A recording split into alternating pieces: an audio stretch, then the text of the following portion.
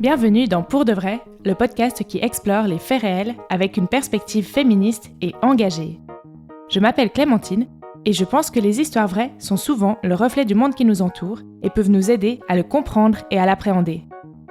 Le premier dimanche de chaque mois, je vous fais découvrir une nouvelle histoire vraie, parfois connue, parfois plus confidentielle. À la fin de chaque épisode, je vous donne mon avis et en me basant sur différentes sources, j'apporte un éclairage et mon analyse sur des thématiques en lien avec l'histoire. Bonne écoute!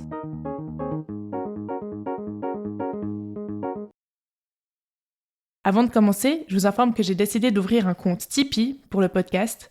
Donc si vous le souhaitez, ça vous donne la possibilité de me faire un don pour soutenir mon travail. Vous trouverez le lien dans la description de l'épisode. Ça fait quelques temps que j'avais envie de consacrer un épisode à Hannah Nicole Smith. C'est un sujet un peu plus people que ceux dont j'ai l'habitude de vous parler ici, mais vous allez voir que c'est tout aussi politique et révélateur des mécanismes qui sont à l'œuvre dans la société dans laquelle on vit.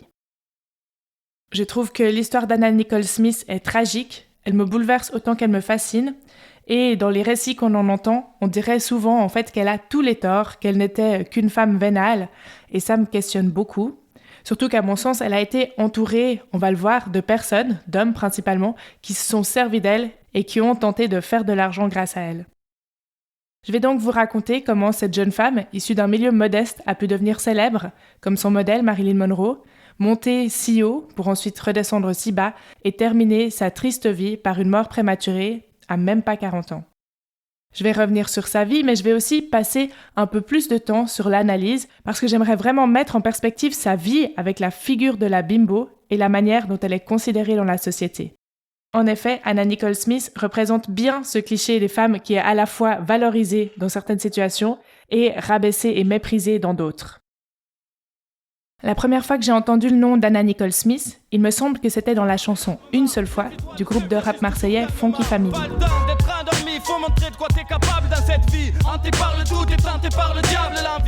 À cause de cette chanson, quand je pense à Hannah Nicole Smith, j'ai cette phrase qui me vient en tête. Trouver une fille bien, pas une putain qui manie le pénis avec plus de vis qu'Hannah Nicole Smith. Voilà, donc l'ambiance est posée. Je vais pas répéter la phrase, mais vous l'avez entendue. Alors cette chanson, elle est sortie en 1998, mais il ne me semble pas que j'écoutais la Funky Family à cette époque, donc j'ai dû prêter attention à ses paroles quelques années plus tard, et j'ai dû me poser la question de qui pouvait être cette femme, de qui pouvait être cette personne qui était présentée comme le modèle de la femme à éviter, l'opposé d'une fille bien. Pour remettre les choses en contexte par rapport à la vie d'Hannah Nicole Smith, en 1998, Hannah Nicole Smith était en pleine bataille judiciaire avec les fils de son défunt mari milliardaire. Elle va mourir en 2007, donc 9 ans plus tard. Je vais évidemment revenir dans ce podcast sur cette histoire de bataille judiciaire à propos de l'héritage et les circonstances de la mort d'Hannah Nicole Smith, mais je voulais quand même commencer par planter le décor pour que vous compreniez tout de suite comment Hannah Nicole Smith, dans la culture populaire, a vraiment été classifiée comme la fille vicieuse, vénale, qui profite des hommes. Alors qu'à mon sens, elle a surtout été souvent mal conseillée et c'est souvent les hommes qui ont essayé de profiter d'elle.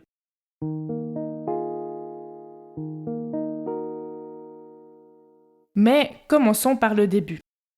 C'est à Houston, au Texas, que naît celle qui deviendra Hannah Nicole Smith en 1967. Elle s'appelle alors Vicki Lynn Hogan. Pour une meilleure compréhension, je vais l'appeler Hannah ou Hannah Nicole, mais on va le voir, elle va changer de nom plusieurs fois. Elle naît dans un milieu défavorisé. À sa naissance, ses parents ont 17 et 20 ans, et son père est réputé pour être violent. Il semble qu'il a été condamné pour des faits de violence sexuelle, mais j'y reviendrai plus tard. Alors qu'Hannah Nicole est encore enfant, son père abandonne la famille, donc il laisse sa mère seule avec 6 enfants qui sont des frères et sœurs et demi-frères et sœurs d'Hannah, et Hannah est élevée par sa mère, qui se remarie assez vite. Hannah va prendre le nom de son beau-père, et elle devient Nikki Hart, qu'elle change aussi de prénom, mais ça, je ne sais pas vraiment pourquoi. Dans tous les cas, ce qu'on peut dire, c'est que ça ne doit pas être facile de se construire une identité avec tous ces changements. Et il semble aussi que la mère d'Hannah Nicole est très autoritaire et qu'elle ne s'entende pas bien du tout. Donc, elle l'envoie vivre chez sa tante, à Mejia.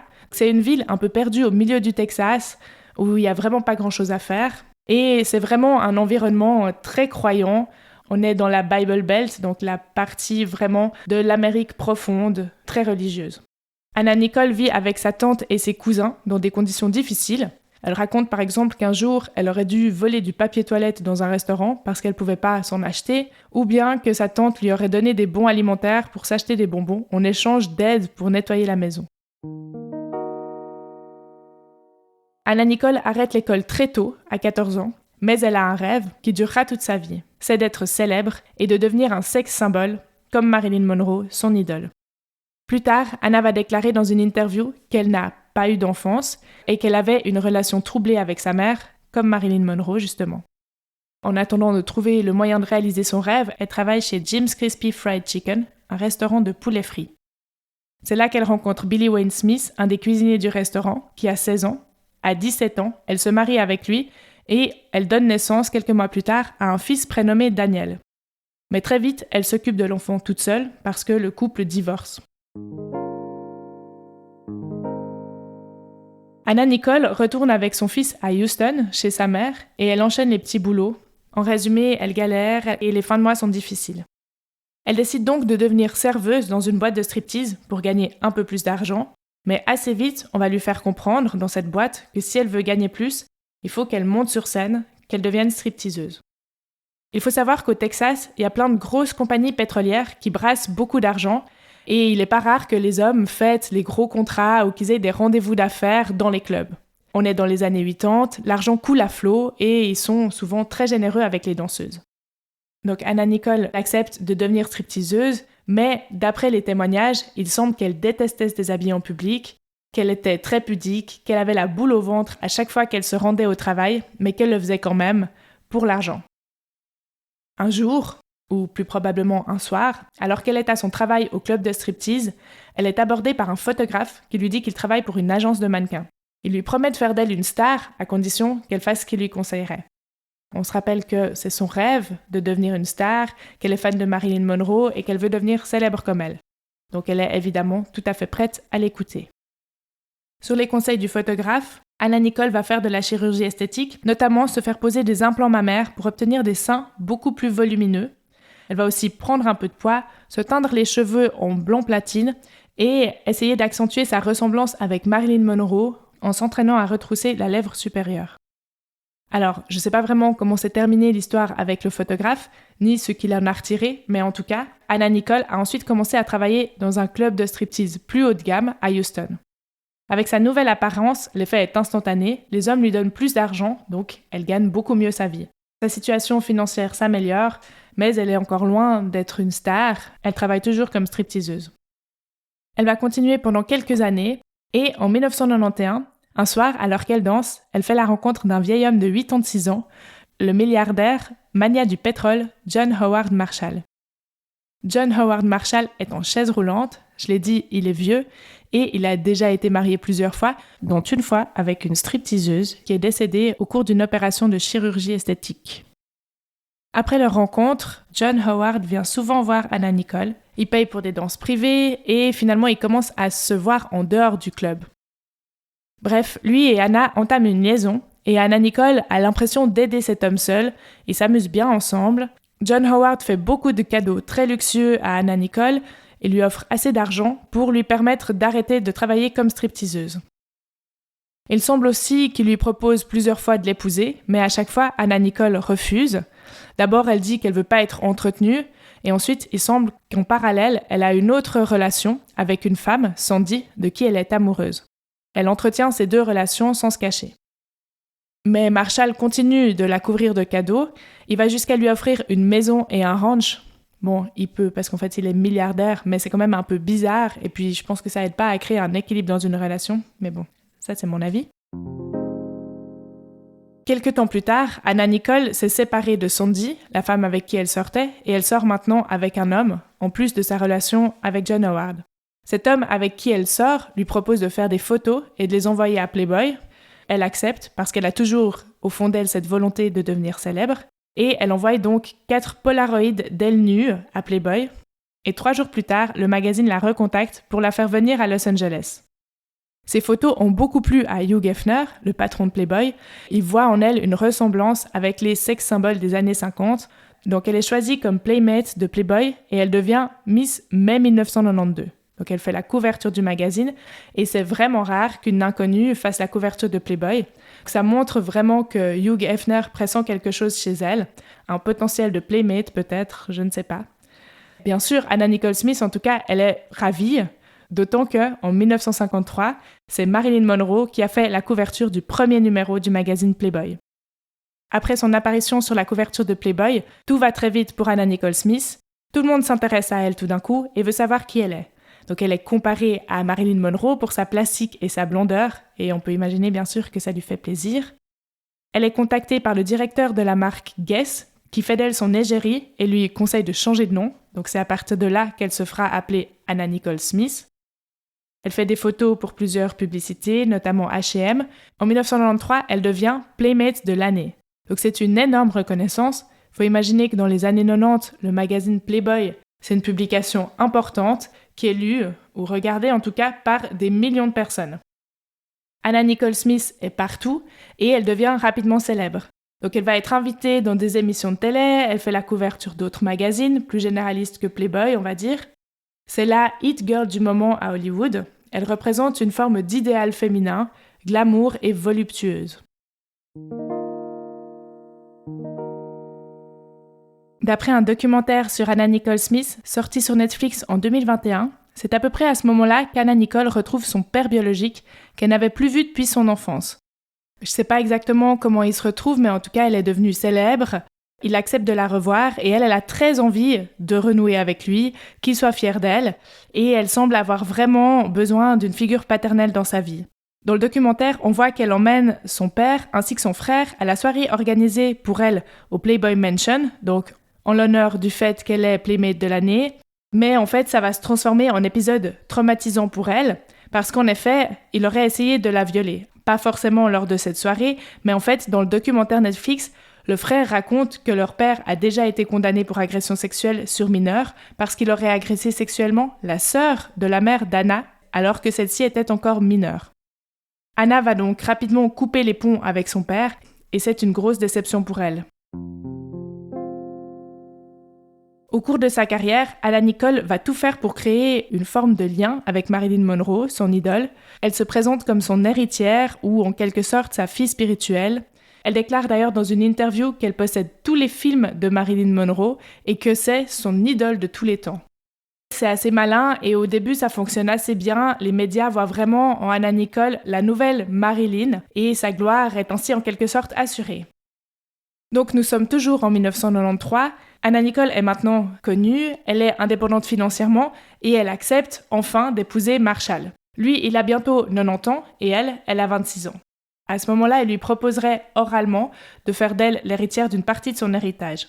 Sur les photos du mariage, les deux sont très souriants et on voit John Howard Marshall très ému et heureux d'épouser enfin celle qu'il aime. C'est à partir de ce moment-là que ça va un peu se compliquer pour Anna Nicole parce que les médias vont commencer à raconter une autre histoire qui est celle d'une femme vénale, d'une gold digger qui épouse un vieil homme affaibli uniquement pour son argent. À travers cette histoire, les médias occultent complètement le fait que c'est lui qui lui a couru après pendant plusieurs années avant qu'elle accepte enfin de l'épouser. Le journal Texas Monthly, par exemple, dans un article sur leur mariage, fait référence à Marilyn Monroe, mais pas dans un sens positif cette fois, en titrant « How to Marry a Millionaire », en référence au film « Comment épouser un millionnaire », sorti en 1953, et dans lequel Marilyn Monroe tient le rôle titre. Parmi les choses qu'on reproche à Anna Nicole, il y a en fait la différence d'âge entre John Howard et elle, qui choque et qui contribue à rendre leur amour et aussi leur mariage pas sincère aux yeux de l'opinion publique. Pourtant, il existe plein d'images et de vidéos où on les voit ensemble, aussi avec le fils d'Anna, Daniel. Il semble même que John Howard voulait adopter Daniel pour le mettre à l'abri du besoin. Finalement, ça ne se fera pas. Et Anna Nicole confiera aussi par la suite qu'ils ont essayé d'avoir un enfant ensemble sans y arriver. Ils se seraient renseignés pour savoir si c'est envisageable avec l'âge et l'état de santé d'Howard, qui, je le rappelle, est en chaise roulante. Pour moi, ça va vraiment dans le sens de deux personnes qui ont une relation qui est sincère. Mais j'y reviendrai dans l'analyse. À côté de ça, Anna Nicole continue son parcours médiatique, donc elle va tourner dans quelques films entre 1994 et 1995. Elle joue notamment dans Y a-t-il un flic à Miami ? C'est vraiment une sorte de consécration pour elle, qui vient d'une famille pauvre et d'une petite ville du Texas. Et le fait qu'elle devienne actrice, ça amplifie aussi, aux yeux du public, sa ressemblance avec Marilyn Monroe. Alors, évidemment, sur les plateaux de télé et dans les talk shows, on l'a fait venir surtout pour son physique et aussi pour se moquer un peu d'elle, avec une bonne dose de sexisme en général. Mais elle s'en fiche, elle en joue même, et elle remplit parfaitement le rôle de, je mets des guillemets, ravissante idiote. À partir de là, les ennuis commencent vraiment, et en fait, ils vont jamais vraiment s'arrêter. D'abord, Anna Nicole commence à avoir des problèmes de santé, donc elle a principalement mal au dos et surtout des migraines très fréquentes, qui seraient provoquées par ses implants mammaires qui sont trop gros pour elle. Elle commence donc à prendre des médicaments contre la douleur, notamment de la méthadone, parce que c'est tout ce qui fonctionne pour elle, et un jour, elle va se retrouver à l'hôpital pour ce qui semble être une surdose. Bien sûr, son hospitalisation fait les gros titres de la presse à scandale, et à sa sortie, elle est obligée de passer dans une émission de télé dans laquelle elle doit se justifier parce qu'en fait, on la soupçonne de se droguer, d'être une junkie. I don't use drugs. You know, I had Vicodin and Xanax. That's prescription drugs that I have to take for my migraines and for insomnia. I mean, I don't consider that hard drugs. It doesn't make me high. En 1995, John Howard, âgé de presque 90 ans, tombe gravement malade et doit être hospitalisé. Ce que je n'ai pas dit, c'est que son mariage avec Anna n'avait pas plu du tout à un de ses fils, Pierce, qui ne veut évidemment pas voir l'héritage lui échapper. Il a même fait appel à un détective pour vérifier si la relation entre Anna et son père était réelle, mais il n'a rien réussi à trouver qui prouverait que Anna n'est avec son père que pour l'argent. Et ensuite, il va tout faire pour se mettre entre Anna et son père. Donc par exemple, quand John Howard est à l'hôpital à cause de sa maladie, il fait des pieds et des mains pour empêcher Anna de le voir, contre la volonté des deux, puisque John Howard a envie de voir Anna et qu'Anna a envie d'aller le voir. Et finalement, John Howard Marshall finit par décéder. Le mariage aura duré 14 mois et Anna Nicole se retrouve veuve à 28 ans. Anna Nicole, qui était déjà fragile psychologiquement, va très mal et elle continue de prendre beaucoup de médicaments. Après la mort de John Howard Marshall, une bataille judiciaire va s'engager autour de l'héritage. La fortune, à ce moment-là, de John Howard Marshall est estimée à 1,6 milliard de dollars. Et le fils Marshall, Pierce, va tout faire pour empêcher Anna Nicole de toucher une partie de l'héritage et il l'empêche aussi notamment d'assister à l'enterrement. Et donc, il va y avoir une deuxième cérémonie en parallèle. En fait, c'est un peu glauque, mais ils vont séparer les cendres en deux et puis faire 2 cérémonies. Concernant la succession, donc je ne vais pas pouvoir tout vous détailler parce que c'est vraiment compliqué. Mais donc, il va y avoir plusieurs procès, évidemment, qui donnent d'abord raison à Pierce Marshall, puisque Anna Nicole ne figure pas sur le testament. John Marshall lui aurait promis une partie de sa fortune uniquement oralement. Donc, le premier procès donne d'abord Pierce Marshall, héritier de toute la fortune. Mais ensuite, Anna va s'allier avec l'autre fils de Howard Marshall, qui affirme lui aussi que son père lui avait promis oralement une partie de l'héritage.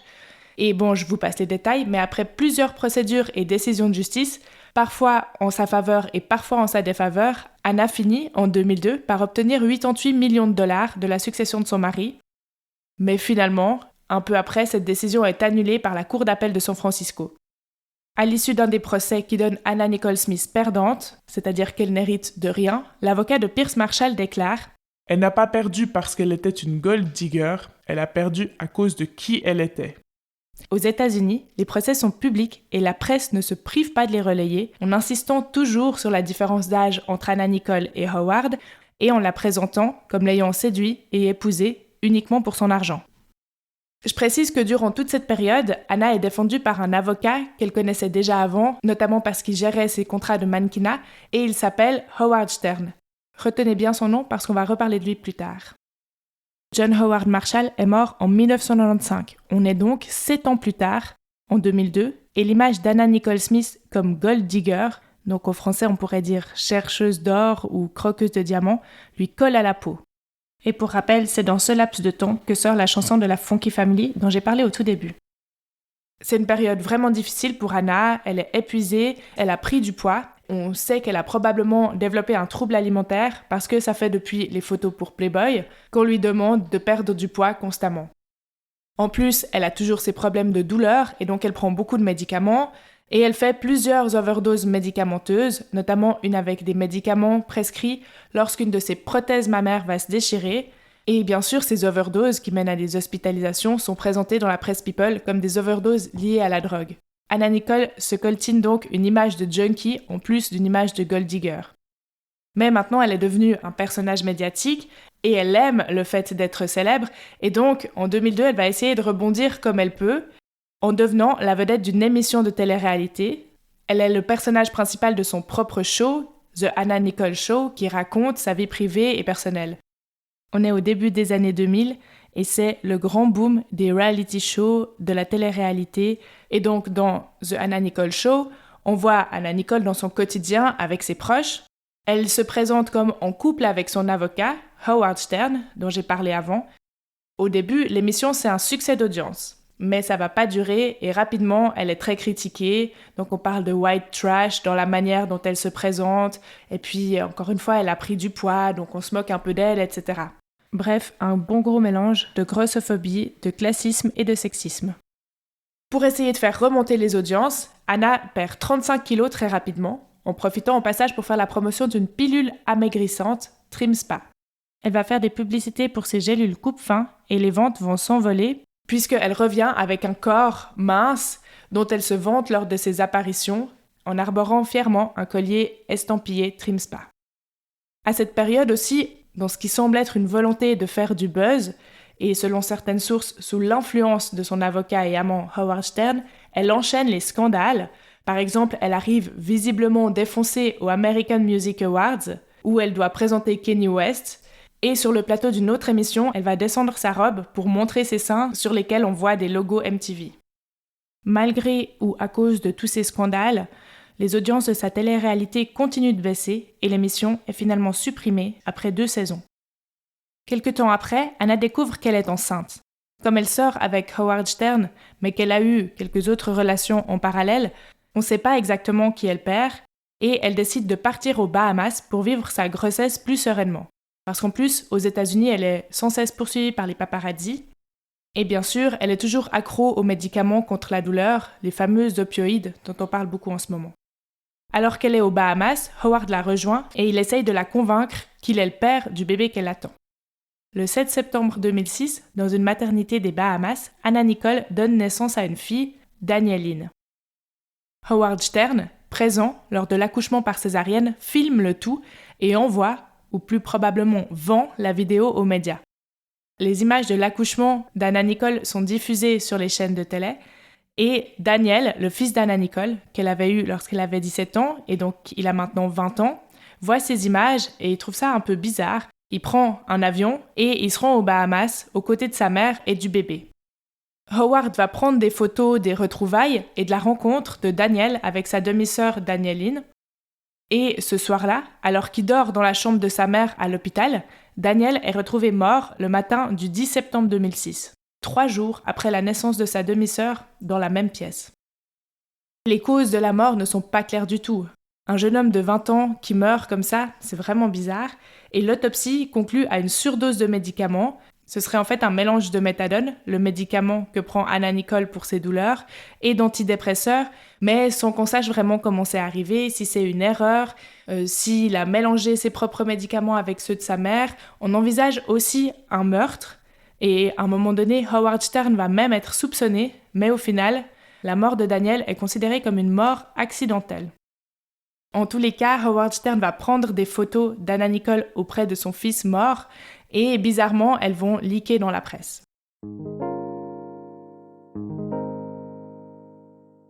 Après ça, psychologiquement, évidemment, Anna Nicole est au plus bas. Elle prend toujours ses médicaments et elle est donc un peu stone, un peu assommée en permanence. Ce qui est bizarre, c'est que très peu de temps après, donc alors qu'on imagine qu'elle est encore complètement sous le choc d'avoir vécu la naissance et la mort d'un enfant en quelques jours, le 28 septembre 2006, Anna Nicole s'unit à Howard Stern lors d'une cérémonie informelle. Elle reste aux Bahamas où elle a obtenu le statut de résidente permanente avec son bébé Danieline et Howard Stern. Au début de l'année 2007, Anna est épuisée et elle est malade. Elle a été hospitalisée plusieurs fois et elle continue de prendre beaucoup de médicaments. Finalement, elle revient aux États-Unis. Et d'après les récits, il semble que dans l'avion ou juste avant de prendre l'avion, elle se fait une injection dans la cuisse d'un produit, j'ai pas réussi à savoir le nom de ce que c'était, mais d'un produit qui semble-t-il lui permettrait de rester mince et elle réagit très mal à cette injection, sa jambe gonfle et elle commence à avoir de la fièvre, plus de 40 de fièvre. À son arrivée, on lui conseille d'aller à l'hôpital, mais elle dit qu'elle n'a pas envie. Elle est à moitié shootée et elle se rend directement dans sa chambre à l'hôtel Hard Rock de Hollywood. Sachant qu'elle est complètement shootée aux médicaments depuis des mois et qu'elle est en mauvaise santé, on peut se dire que peut-être son entourage aurait dû s'inquiéter un peu plus et insister pour qu'elle aille à l'hôpital, mais ça n'a pas été le cas. Le lendemain, elle est retrouvée inconsciente dans sa chambre d'hôtel par l'infirmière qui est censée s'occuper d'elle. L'infirmière va d'abord appeler Howard Stern, puis d'autres personnes, notamment le garde du corps, et enfin, elle appelle le 911, les urgences. Hi, this is Seminole Police. If you can please respond to the Hard Rock, room 607. Okay. It's going to be reference to a white female who is, she's not breathing and she's not responsive. She's actually Anna Nicole Smith. Les secours arrivent et tentent de réanimer Anna Nicole, mais c'est trop tard. Elle est déclarée morte par la police le jour même, le 8 février 2007. At 2:49 this afternoon, we were advised by hospital personnel that Anna Nicole Smith had died. Immédiatement, des journalistes de tous les journaux et de toutes les télés débarquent sur place et la mort d'Anna fait les gros titres. Il y a même des interruptions de programme pour faire des directs devant l'hôtel où elle est morte. Dans les jours qui suivent, les médecins qui pratiquent l'autopsie d'Anna Nicole Smith ne sont pas en mesure de déterminer la cause exacte de la mort, mais ils évoquent soit une cause naturelle, soit une surdose de médicaments, ou soit les deux. Anna Nicole Smith avait 39 ans et elle laisse derrière elle une petite fille d'à peine 5 mois. Ce serait bien si l'histoire, déjà assez triste comme ça, s'arrêtait là, mais non. Après la mort d'Anna Nicole, la petite Daniéline est confiée à Howard Stern, qui avait convaincu Anna Nicole qu'il était le père de la fillette et fait mettre son nom sur le certificat de naissance. Mais dans les jours qui suivent la mort d'Anna, 3 autres hommes vont déclarer être les pères biologiques de Daniéline. Donc il faut dire que la succession Marshall n'est toujours pas complètement réglée, et Daniéline, finalement, est la seule héritière d'Anna Nicole Smith. Donc, si Anna Nicole venait à être déclarée héritière de la succession Marshall, ce serait finalement Daniéline qui toucherait l'argent. Sur ces 4 hommes qui prétendent être les pères biologiques, des tests ADN vont être ordonnés et effectivement, ce n'est pas Howard qui est le père biologique de Daniéline, c'est Larry Burkhead, un photographe avec lequel Anna entretenait une relation depuis plusieurs années et il récupère la garde du bébé.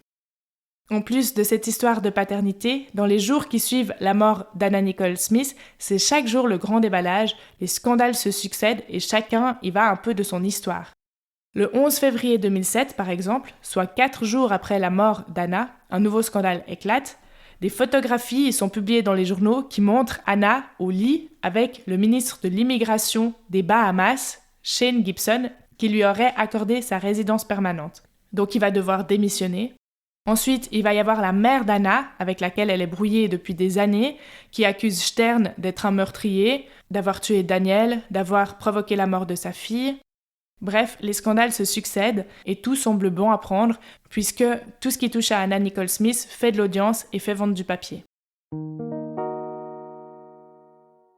Il va quand même y avoir une enquête sur la mort d'Anna Nicole Smith et finalement, le 27 mars 2007, la police annonce dans une conférence de presse que l'autopsie révèle qu'elle a succombé à une overdose accidentelle par une intoxication médicamenteuse combinée avec un somnifère. Donc en fait, elle aurait mélangé des médicaments. En 2009, Howard Stern et 2 médecins sont inculpés pour conspiration et prescription de médicaments frauduleux. Ils auraient donné des milliers de médicaments pendant des années à Anna Nicole en la menant à une overdose fatale en 2007. Après avoir été jugés coupables en octobre 2010, ils sont finalement innocentés 3 mois plus tard par un juge de la Cour suprême. Et pour finir, dans l'histoire de l'héritage, ce n'est qu'en 2018 que la Cour d'appel fédérale de San Francisco statue définitivement en faveur des héritiers des fils de John Howard Marshall, le magnat du pétrole, plutôt que de Daniéline, la fille d'Anna Nicole. Donc cette fois c'est terminé, mais la bataille judiciaire aura duré plus de 20 ans.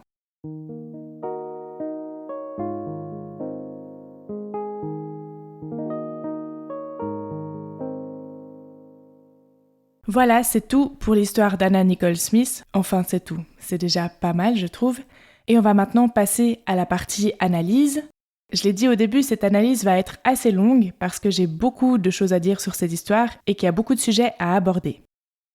D'abord, je trouve que la vie et l'histoire d'Anna Nicole Smith est extrêmement triste, même tragique on pourrait dire. Et j'ai la sensation que même en ayant touché son rêve de célébrité du doigt, elle n'a jamais réussi à être heureuse. Si je vais plus loin et que je fais un peu de la psychologie de comptoir, on peut imaginer qu'elle s'était probablement construite sans trop de repères, avec un gros manque d'amour et d'attention dans l'enfance. On peut se rappeler qu'elle a changé de nom au cours de son enfance, que son père l'a abandonnée, qu'elle est ensuite partie vivre chez sa tante.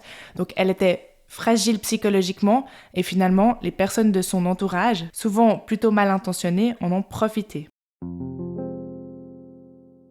J'avais envie de faire un parallèle entre la vie d'Anna Nicole Smith et la vie de Loana, la gagnante de la première édition de Loft Story en 2001, puisque je vois beaucoup de similarités dans leur parcours. Loana a aussi connu une gloire immense et subite par sa participation à l'émission et grâce à son physique, à savoir blonde, mince et avec une poitrine refaite, qu'on a qualifiée de bimbo. Elle a aussi grandi sans père, elle a aussi été stripteaseuse et elle a aussi eu un enfant très jeune avant de faire de la télévision. Et à sa sortie du Loft, elle était au sommet de sa gloire, donc on lui a proposé plein de choses, elle était sollicitée de toutes parts, elle a enregistré un album, elle a participé à des défilés de mode, et puis finalement, en fait, on l'a regardée tomber de plus en plus bas. Les médias et les magazines People s'en sont délectés. Comme pour Anna Nicole Smith, ils ont fait leur gros titre sur ses prises de poids et ses pertes de poids. Et elle a fait plusieurs tentatives de suicide, abondamment relayées par la presse People. Tout cela est raconté dans le livre Sexism Story. Et vraiment, je trouve qu'il y a un parallèle à faire, tant sur la manière dont ont été traitées Anna Nicole Smith et Loana, que sur leur vie et leur parcours.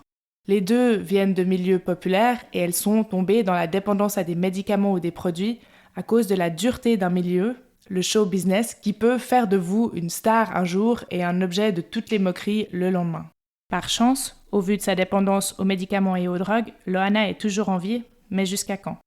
Au final, pour les deux, la gloire a été de courte durée et ne leur a pas apporté le bonheur, la paix et surtout l'amour qu'elles semblent rechercher désespérément.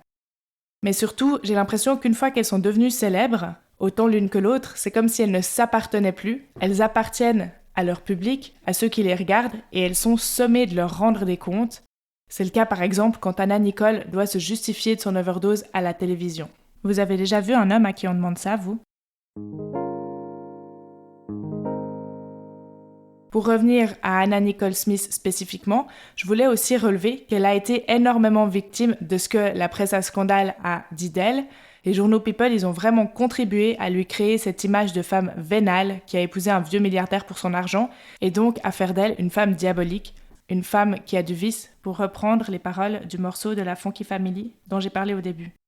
Par rapport à ça, j'ai l'impression, et ça reste mon analyse personnelle, que peut-être actuellement les choses seraient un peu différentes à cause ou grâce aux réseaux sociaux, parce que bien sûr, il y a toujours des paparazzis et des journaux People, mais avec les réseaux sociaux, j'ai l'impression que les personnes, et notamment les femmes célèbres et exposées, ont un plus grand contrôle sur leur image. Alors bien sûr, ça n'empêche pas le public de leur réclamer des comptes, voire même de les cyberharceler, mais au moins, elles peuvent interagir en direct avec leurs fans et finalement, elles peuvent proposer leur propre version, raconter leur propre histoire sans intermédiaire. C'est l'impression que j'ai par exemple avec Kim Kardashian, qui, comme Anna Nicole Smith, est à la base famous for being famous, comme on dit, puisqu'elle s'est fait connaître grâce à une sextape et ensuite elle a transformé sa vie en une télé-réalité qui inclut toute sa famille, sauf que derrière, c'est elle qui a le contrôle de son image, contrairement à Anna Nicole Smith. Donc c'est elle qui décide de la manière dont elle se présente, c'est elle qui retire les bénéfices de publier des photos d'elle ou de son émission de télé-réalité. Comment ne pas revenir aussi sur cette histoire de mariage et d'héritage ? Je ne vais pas vous dire si oui ou non, aux yeux de la loi, Anna aurait dû hériter d'une partie de la fortune de son défunt mari. J'en sais rien, et visiblement, personne n'en sait rien au vu du nombre de procès qui ont donné des verdicts différents. Mais je m'interroge en premier lieu sur le mariage en lui-même. Pas sur leur mariage à eux, mais sur le concept de mariage. Finalement, le mariage, c'est rien d'autre qu'un contrat passé entre deux personnes. C'est d'ailleurs un contrat qui servait, jusqu'au début du XXe siècle, à éviter que les héritages ne se dispersent. Donc c'était un contrat avant tout financier. Vous le savez sans doute, mais l'idée du mariage d'amour est assez récente. Et je vous pose la question, est-ce qu'il y a de bonnes raisons de se marier et de mauvaises raisons de se marier ? Dans notre société, quand on se marie, on dit en général que c'est par amour, et c'est ça la bonne raison, la raison acceptable et qu'on met en avant. Je nie absolument pas que les gens qui se marient s'aiment sincèrement, mais si on creuse, on peut trouver des raisons, on va dire, plus pragmatiques, moins romantiques là derrière.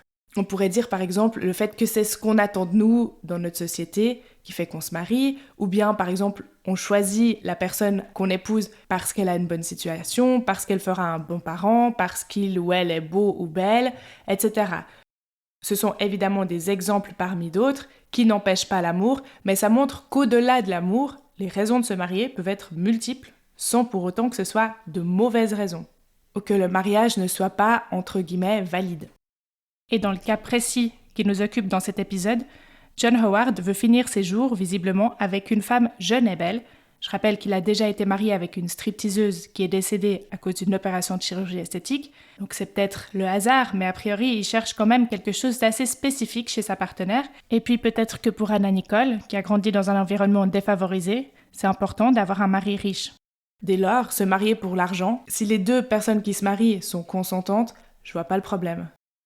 Et en ce qui concerne l'héritage, au-delà de la loi, je vois pas en quoi Anna Nicole Smith, elle mériterait moins l'argent que les descendants de John Howard Marshall. Eux, ils sont nés riches, ils ont grandi dans le luxe. Si on réfléchit, ils ont juste eu de la chance. Ils n'ont pas spécialement plus mérité qu'elle d'hériter de la fortune de leur père. Cette affaire montre d'ailleurs bien en quoi l'héritage est complètement arbitraire et perpétue les inégalités dans la société. Je rappelle aussi les paroles de l'avocat du fils Marshall, que j'ai déjà cité. Anna Nicole Smith n'a pas perdu son procès parce qu'elle était une gold digger, elle a perdu à cause de qui elle était. Et pour moi, là, le classisme est vraiment évident, et je caricature pour rendre ça très clair, mais en gros, ça les saoule qu'une paumée du fin fond du Texas hérite d'une partie de la thune, car elle n'est pas du même monde qu'eux. Surtout que, on parle quand même d'1 milliard de dollars, donc ils auraient pu partager. Ils auraient quand même été extrêmement riches. Mais non, il leur faut vraiment tout l'argent. Après, moi je comprends pas très bien pourquoi Howard, il a pas fait mettre Anna Nicole sur son testament. Franchement, je me pose la question pourquoi il lui a proposé uniquement oralement. Alors, ok, ils ont été mariés que 14 mois avant qu'il décède, et après il a été malade, etc. Mais quand même, ça prend pas tant de temps que ça de faire mettre quelqu'un sur son testament. Mais je vois plusieurs raisons à ça. La première, c'est que peut-être il veut pas réellement qu'elle hérite, il préfère que son argent reste dans la famille, c'est une possibilité. Et la deuxième raison que je vois à ça, c'est peut-être qu'il trouve marrant, entre guillemets, de savoir qu'il y aura une bataille après sa mort. Donc en fait, c'est une manière pour lui de garder un contrôle sur la vie de sa famille après sa mort. C'est assez pervers, mais c'est possible. Et c'est en tout cas les deux seules explications rationnelles que je vois au fait qu'il ne l'ait pas réellement fait inscrire sur son testament. Tiens, je vais mettre ça comme question. Dans Spotify, vous pouvez voter, répondre à des questions. Donc je vais mettre ça, qu'est-ce que vous pensez, vous ? Pour quelle raison est-ce qu'il n'a pas fait inscrire Anna comme héritière officielle sur son testament ? Je me réjouis de voir ce que vous en pensez. Dans les reproches qui sont faits à Anna, je trouve assez fou qu'on lui reproche d'avoir usé de sa beauté ou de sa jeunesse pour profiter d'un homme, qui avait l'air assez d'accord, mais bon. Alors que j'ai l'impression que finalement, ce sont souvent les hommes qui se sont servis d'elle et qui ont tenté de profiter d'elle. Sans faire une liste exhaustive ici, on peut penser bien sûr à son père, qui est réapparu lorsqu'elle est devenue connue et qui n'a pas attendu très longtemps avant d'essayer de l'agresser sexuellement, à Hugh Hefner et au système Playboy, qui exploite les femmes, mais je ne vais pas m'étaler là-dessus dans cet épisode, ou évidemment à Howard Stern, qui semble l'avoir poussé dans ses dépendances en lui fournissant des médicaments et qui, dès qu'il a pu, a vendu ou fait leaker des images privées d'Anna Nicole, notamment son accouchement aux Bahamas, mais aussi celle où elle est avec son fils qui vient de mourir. C'est tellement abject. Et ça, c'est sans compter les hommes qui ont prétendu être les pères de sa fille de 5 mois après son décès. Bref, pour moi, c'est vraiment une injustice dégueulasse que ce soit elle qui soit présentée comme la profiteuse et la gold digger dans les médias, et c'est toujours le cas, hein. Vous pouvez regarder, il y a plein d'émissions qui présentent les choses comme ça. D'ailleurs, à propos de l'image d'Anna Nicole dans les médias, je voulais aussi parler d'un article très intéressant qui est paru dans une revue féministe en 2005, donc 2 ans avant la mort d'Anna. Selon cet article, on constate que la manière dont est présentée Anna Nicole dans les médias est une forme de rappel à l'ordre. Elle passe d'un idéal de beauté à un modèle de mauvaise conduite, de ce qu'il ne faut surtout pas faire en tant que femme, à savoir vouloir de l'argent, grossir et être dépendante. La manière dont est dépeinte Anna est en fait une mise en garde pour les femmes des classes moyennes et inférieures. On leur dit N'essayez pas de transgresser les normes de classe, de genre ou de race. Finalement, l'article conclut que l'histoire d'Anna Nicole Smith est un conte qui renforce les standards de normalisation. L'article relève aussi la grossophobie dont est victime Anna et le fait qu'on lui en veut de ne pas se cacher d'avoir pris du poids et de continuer à se montrer et à s'habiller avec des tenues qui laissent voir ses formes. Elle finira quand même par tout faire pour redevenir mince et rentrer à nouveau dans la norme. Je voulais enfin, comme je l'ai dit dans l'introduction, revenir sur la figure de la bimbo, puisque Anna Nicole Smith représente ce qu'on pourrait appeler une bimbo. Alors pour commencer, j'ai cherché la définition dans le dictionnaire.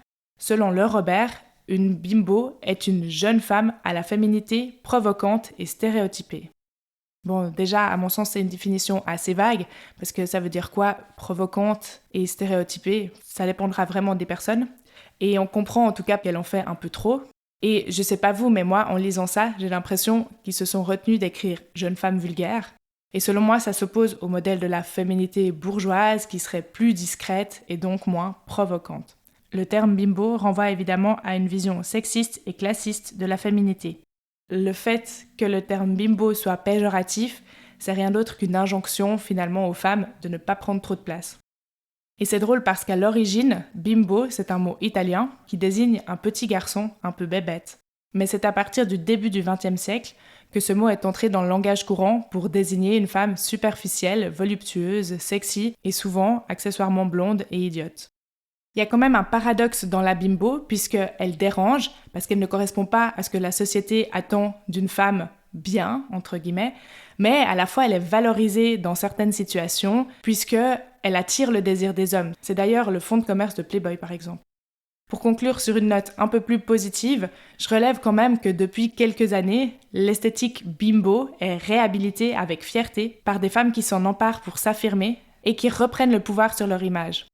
J'ai cité Kim Kardashian, mais on peut le voir aussi avec les figures du hip-hop de ces dernières années, Cardi B ou Nicki Minaj, qui s'approprient ces codes, mais en les subvertissant pour en faire des symboles d'indépendance, d'émancipation et de pouvoir. Voilà pour cette analyse, qui est peut-être partie un peu dans tous les sens, mais j'espère que cet épisode People vous aura intéressé. N'hésitez pas à me dire sur les réseaux sociaux si vous avez aimé, vos messages me font toujours super plaisir. Vous venez d'écouter Pour de vrai et je vous en remercie chaleureusement. Vous trouverez toutes les sources et références citées et utilisées pour préparer cet épisode dans la description. Si vous aimez ce podcast et que vous ne voulez pas rater les prochains épisodes, abonnez-vous sur votre plateforme d'écoute. Pour m'aider à faire connaître Pour de vrai, vous pouvez aussi lui donner 5 étoiles sur Spotify ou Apple Podcasts ou même laisser un commentaire. Vous pouvez aussi le recommander à vos amis. Et pour ne rien rater en attendant la sortie du prochain épisode, c'est sur la page Instagram du podcast que ça se passe. À bientôt!